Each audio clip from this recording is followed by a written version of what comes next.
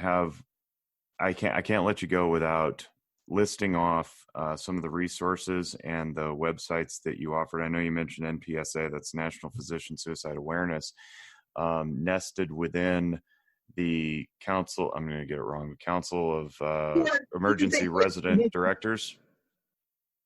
Council of Residency Directors. Yes, Emergency medicine, yeah. But what are your favorites? Tell people where to go, how they can reach you if they want to, that kind of thing. Well, to reach me, because I have an easily Googleable name, you can find my email address. My Twitter handle is @L_Swish.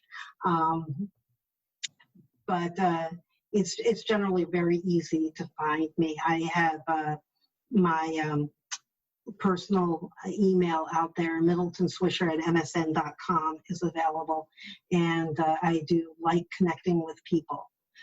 For sites, metanoria.org, I think is the site that I really like.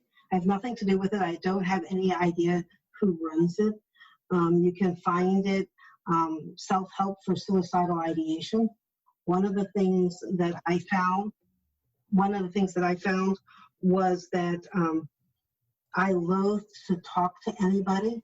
And at first I needed a little bibliotherapy. I needed to learn a little bit about it myself. You'd think as a doctor you should know these things. And this really laid out some of the self-help things and framed suicide in a different way, that it was, that my pain was outweighing my coping skills. And I really just needed to get some better coping skills. I think that one, there are other self-help sites. That's a very, very good one. How do you spell it? What is it? Metanoria? I think that's how it's spelled. Do you have show notes? What's that? Do you have show notes? Yeah, we'll put something in there. We can put it in the show notes. Yeah, if you can find it, because I just did a quick Google and I might have spelled it wrong, but yeah. Email it to me. Sorry about that. I wish I had thought of that before. That's okay. The American Association of Suicidology has, the last 2 years, has allowed us to do a Facebook flurry of interviews of different people who have different perspectives on physician suicide, those that have had their own ideation, those who have been doing research, those that are leaders of organizations, including a person from the CDC who talked about some of the problems with the numbers that we talked about here. And if you search through their on their Facebook page through the videos on September 17th for the last 2 years, there's a bunch of videos there that are very good. You know, you're really starting your own Me Too movement is what it is. I hate saying the permission granting, but that's really what it is. Like, people need to see somebody else do it to give themselves permission to come out with their own stories and acknowledge it so they stop suffering. I mean, that's really what counseling is anyway. That's what validation is. It says, yeah, me too. And then they're like, oh, wow. So, you know, while the official hashtag Me Too movement is something different, it did the same thing. It says, you know, there's a bunch of people who are struggling with this thing. And then a bunch of other people saw those people and went, oh yeah, me too. Well, if you're saying it, then I guess I can say it. And that's basically what you guys you're doing with this. And I hope it catches fire in the physician community. I don't see how it can't, with all the efforts that you're making. And I love it. I think it's awesome. And obviously I'm behind it. All right. So the way that I wrap up things in the counseling world and my end of the woods, I guess, is I ask, you know, what people are taking away from a group, from a supervision session, from their own session. So rather than ask my podcast guests, what's one thing you're taking away? I ask you to leave us with something you would like us to take away. So what's one nugget of truth, some saying, an exhortation?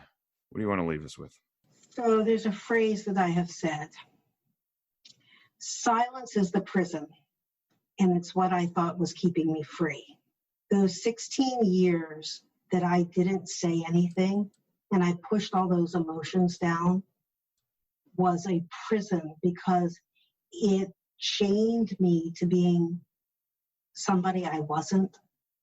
I couldn't reveal everything. And I thought I would lose everything. I'd lose my license. I'd lose my respect for my peers if I said anything. And it was exactly the opposite. I found that I'm very comfortable with myself. I found that I've stronger and deeper connections with other people. And I find that talking about this makes a difference. Silence was never my friend, and I did not know it. That is profound and powerful. And I appreciate you sharing that. I have nothing more to say on that because you said it perfectly. Great job. Well, no, thank you for making the time and spreading the message. I really appreciate it. I know our listeners will appreciate it. And I look forward to our next phone call. You and I have been exchanging a lot of information and correspondence lately. So thanks for that. And thanks for involving yourself with WTTA. And until next time, on behalf of the Noggin Notes team and the Zephyr Wellness family, I wish you all great mental wellness. Thank you, Lois. Thank you so much. I appreciate it so much.